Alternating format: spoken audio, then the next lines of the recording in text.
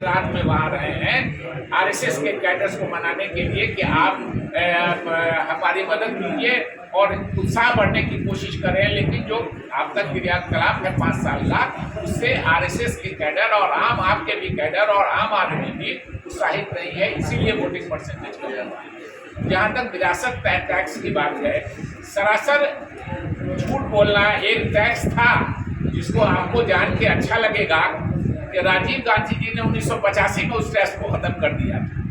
ये एक तरह से बहुत से वेस्टर्न कंट्रीज में ये है कि अगर किसी की मृत्यु हो जाती है और उसके पास 200-500 करोड़ की जायदाद है, तो उस पर एक बात चली थी कि उसके जिसको 500 करोड़ से ज़्यादा है समझिए, तो उसको है कि उसको 16 आना जाए कि नहीं जाए, कि समाज के गरीब लोगों को जाए, इसको जाए।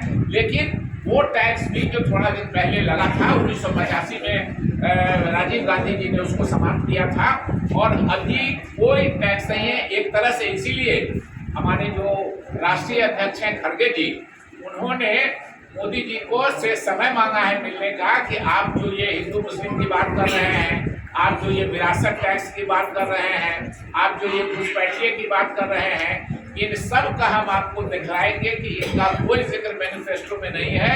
हमारे राष्ट्रीय अध्यक्ष प्रधानमंत्री मोदी जी से समय पर समय मांग रहे हैं कि हमको समय दीजिए, हम आपको दिखाएंगे कि आप जो भी बोल रहे हैं वो गलत बोल रहे हैं। तो ये दोनों बात इसमें है कि ना विरासत टैक्स का कोई चर्चा है और ना हिंदू मुसलमान की कोई चर्चा है, और इन दोनों पर अनर्गल अपने से कहानी बनाइए और उस पर आप अपना डिबेट कीजिए। नरेंद्र मोदी जी की ये खासियत है।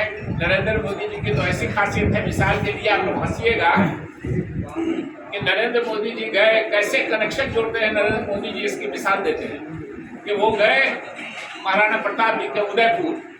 महाराणा प्रताप जी को हम लोग सब जानते हैं, अब वो हर जगह से वो रिश्ता जोड़ते हैं नरेंद्र मोदी जी। तो उन्होंने कहा महाराणा उदयपुर में भाषण दिए हुए चित्तौड़गढ़ में कि अब कनेक्शन जोड़ना है उनको, तो कहा कि महाराणा प्रताप का जो घोड़ा था चेतक, उसकी माँ गुजरात की थी। अब ये बताइए कि ये रिसर्च कौन करे।